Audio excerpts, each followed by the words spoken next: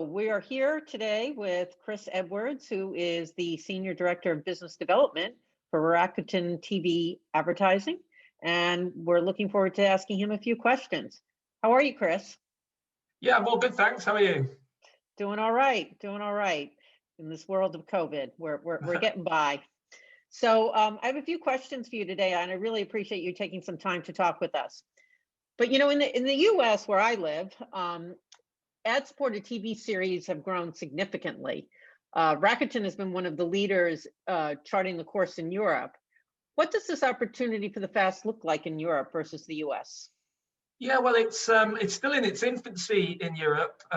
We launched our sort of ad-funded AVOD service in November last year. So it's only been 12 months in Europe, but what we have seen in that time is exponential growth across all 42 markets that we're available in.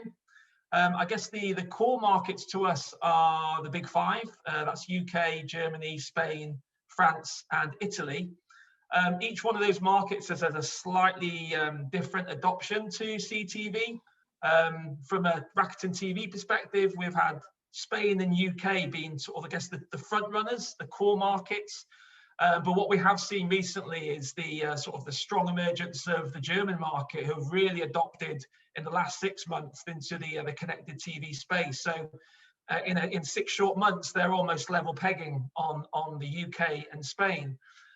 France is a little bit slower on the adoption. They have a very different dynamic in France with regards to how TV is viewed. They have a very strong preference for the sort of set-top box and cable networks. So the connected TV story is growing, but not at the sort of rapid speed as the other markets. So each market is seeing a very different adoption process. But the next 12 months will certainly see further growth as we launch more content into more regions. So the emerging markets that we see outside of the big five, it will really take precedence.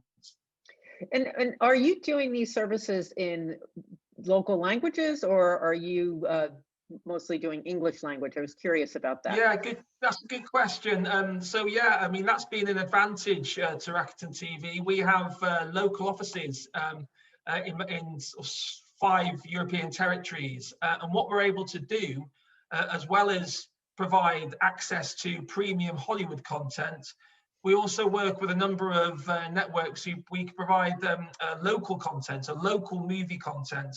Now, I mentioned France being that sort of growth market. France in particular are particularly keen on local content over and above Hollywood content. So that really makes a difference. And so with our other markets, Spain especially, because Rakuten TV is headquartered in Spain, we see that local content is very prominent in certain countries and really is a sort of point of difference that we deliver to the European market. And are the Hollywood movies dubbed, or are they subtitled? Yeah, so we have our Hollywood movies subtitled into multiple languages, which are all there for the consumers in each market to switch depending on their preference. 42 markets is a lot of markets. Well, and unlike the US, it's not one contiguous market. How do you ultimately achieve scale? Yeah, well, that's it's different. So the content that we have on the platform, it really does vary per market. So what we've seen in the past 12 months is we have launched original content, we've expanded the movie library, we're launching live streaming channels. So all this has happened step by step in different markets. So where you have the full spectrum of offering in, say, the UK and Spanish market, the emerging markets like the Nordics and Eastern Europe have limited access. And the whole point has been to grow those areas as well as we expand the offering across the 42 markets. So that's been quite an aggressive approach in the past 12 months. And we're coming to the sort of stage where, into next year, that growth will be realized, where they'll be having full access to the full range of entertainment content across the platform. And what role does CTBS play in helping support that growth and development? Yeah, so we're in a fortunate position where the actual manufacturers of the smart TVs we partner with, and this enables us to get access across the 42 markets. So we partner with the manufacturers. There's 4 leading manufacturers where we have a Rakuten TV branded remote control button on all new devices. Oh, wow. And that's a rolling partnership that's going to be certainly for the next 4 years. Will see us have these branded remote control buttons on every new smart TV device that is purchased in all those markets. So that's been, again, quite an aggressive approach to the European market, but ensured that we were able to get into the homes of consumers across the whole breadth of Europe. And it really has been, again, main driving force for, I guess, the awareness, but also the importance of the manufacturers who are developing these smart TVs in all those regions. And when you work with the smart TV manufacturers, are they looking to strike deals with you that are comparable to the types of deals they're doing with fast services here in the US? Yes, there is the partnerships. So we're beyond the manufacturer partnerships. We also have integration partnerships with the commercial elements of some of those manufacturers. So Samsung, with their TV Plus entity, is very much a partnership that we have where we populate channels within their smart hub with content from the Rakuten TV movie library. That is looking to increase in next year, but that is certainly an important factor over and above the partnerships that we have with the manufacturers. Yes. But are there ad inventory splits or That's shares? correct. Yeah, there is an inventory split. We populate the content, so that becomes an inventory share model that we have with the commercial offering from the Samsung advertising. And this is somewhat different than what's happened with MVPDs in Europe, where there is no commercial relationship. So this is groundbreaking, if you will.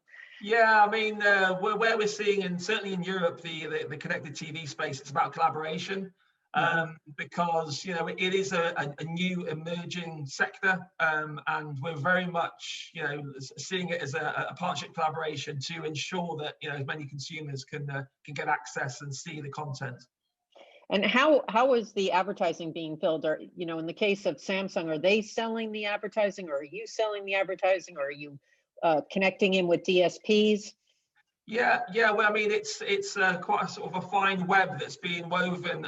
We work closely with DSPs. We're accessible through our supply partners, which is SpotX, but we also work directly with the media agencies and the brands, as do the likes of Samsung have their own team as well. So the coverage in market, which is very broad. As you can imagine, the connected TV space crosses the divide between the digital advertising and broadcast advertising.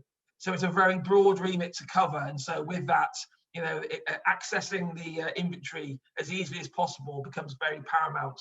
So we want to be as transparent as possible and ensure that all our potential advertisers can access us, whether it's through the tech partners or whether it's through the agency partners. Great. And then we have 5 years ahead of us. How do you see connected TV evolving over the next 5 years in Europe?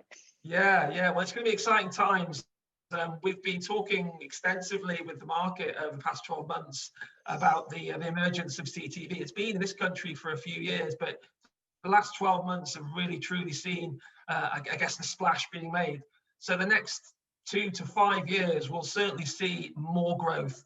I mean, we've got quite an ambitious slate of programming, of content, and expanding of titles. So from a content perspective, there's going to be more to meet the demand of more consumers accessing the type of content that we deliver.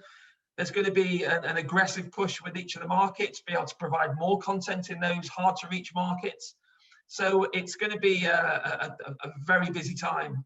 And I think not just for ourselves, but for the European market, the opportunity for connected TV is going to get bigger and bolder. And not that it will ever change the face of the broadcasting landscape, but the fact that you can achieve so much in a sort of digital-like capabilities through connected TV, it's an exciting time for brands. And so the conversations we're having are very much about looking forward to the future and looking forward to the new opportunities. That's great. Well, it's going to be an exciting time for you, Chris. Thank you so much for taking some time to talk with us today. And we wish you well in building out this new frontier in Europe. Sounds Brilliant. like No you're problem off at to a all. good start.